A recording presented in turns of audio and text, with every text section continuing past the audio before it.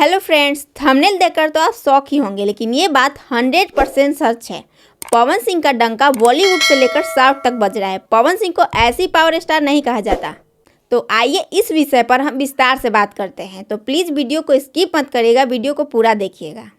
पवन सिंह की फिल्म हर हर गंगे करीब आज से 6 से 10 महीना पहले आई थी और अल्लू अर्जुन की पुष्पा 2 फिल्म अभी आई है। लेकिन इन दोनों फिल्मों में कुछ एक्शन सीन ऐसे हैं जो बिल्कुल सेम हैं।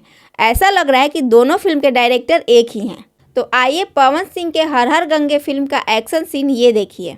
पवन भैया से आगे, पवन भैया से आगे, पवन सिंह से आगे, पवन सिंह से आगे जाने में दूसरा जन्म लेना पड़ेगा बेटा। और इसी सीन से मिलता जुलता कुछ सीन पुष्पा 2 में देखने को मिला है, जो कि ये है।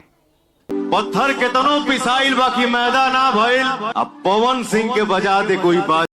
तो मैं पहले ही बोली थी ना कि पवन सिंह का डंका हर जगह बज रहा है। तो चलिए इसी बात पे मेरे वीडियो को लाइक करिए और सब्सक्राइब करिए और ज़्यादा से ज़्यादा सपोर्ट करिए।